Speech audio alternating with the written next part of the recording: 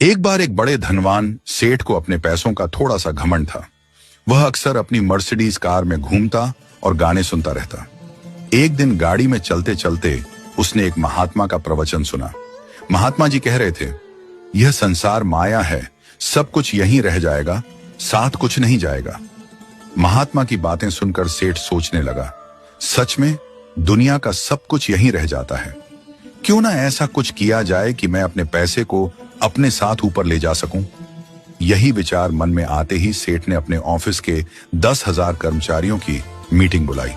उसने सबके सामने घोषणा की, जो कोई मुझे ऐसा आइडिया देगा जिससे मैं अपना पैसा ऊपर ले जा सकूं, उसे मैं 1 करोड़ रुपए का इनाम दूंगा।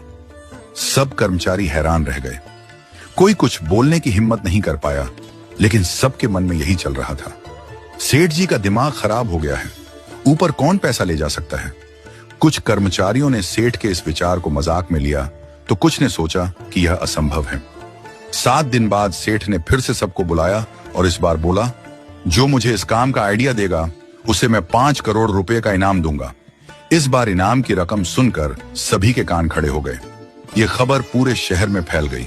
हर कोई सोचने लगा कि कैसे सेठ को आइडिया दिया जाए और 5 करोड़ रुपए जीता जाए। इसी बीच एक अनजान व्यक्ति सेठ के पास आया। उसने सेठ से कहा, सेठ जी, मेरे पास एक आइडिया है जिससे आप अपना पैसा ऊपर ले जा सकते हैं। सेठ को पहली बार लगा कि कोई उसे सीरियसली ले रहा है। उसने उत्सुकता से पूछा, अरे भाई, तुम कौन हो और यह कैसे मुमकिन है। अनजान व्यक्ति बोला, सेठ जी, आप दुनिया के कई देशों में गए होंगे, है ना?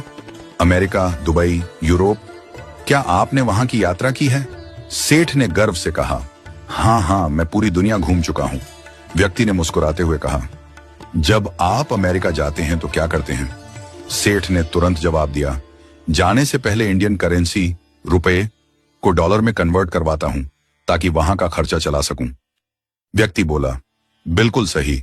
जैसे अमेरिका में रुपये नहीं डॉलर चलते हैं, वैसे ही सोचिए स्वर्ग में कौन सी करेंसी चलती होगी। सेठ थोड़ी देर के लिए चुप हो गया और सोचने लगा, स्वर्ग की करेंसी क्या हो सकती है? व्यक्ति ने मुस्कुराते हुए कहा, सेठ जी, स्वर्ग की करेंसी पुण्य है, वहां केवल पुण्य का लेन देन होता है। यह सुनते ही सेठ की आंखें खुल गईं। व्यक्ति ने समझाया, जैसे अमेरिका में डॉलर की जरूरत होती है, वैसे ही स्वर्ग में पुण्य की जरूरत होती है। जो पुण्य आपने अपने हाथों से कमाया है वही स्वर्ग में काम आएगा, बाकी सब कुछ यहीं रह जाएगा। जो आपने खाया, पहना, उधार दिया या बचाया, सब यहीं छूट जाएगा, केवल पुण्य ही आपके साथ जाएगा। व्यक्ति की बातें सुनकर सेठ गहरी सोच में डूब गया। उसे महसूस हुआ कि जो भी पैसा, संपत्ति और ऐशो आराम वह अपने लिए जुटा रहा है, वह सब यहीं रह जाएगा। लेकिन जो पुण्य के काम वह करेगा, जैसे दूसरों की मदद करना, जरूरतमंदों को दान देना, अच्छे कर्म करना, वही उसका असली साथ निभाएंगे। जो आपने अपने हाथों से किया वही आपका है, बाकी सब सपना है। स्ट्रेंजर ने अपनी बात खत्म की। सेठ की आंखों में चमक आ गई। उसने तुरंत निर्णय लिया कि अब से वह अपने पैसों का इस्तेमाल पुण्य कमाने के लिए करेगा। वह समझ गया कि धन से बड़ा धन पुण्य है और जीवन में जो भी हम दूसरों के लिए करते हैं वही हमारा सबसे बड़ा निवेश है।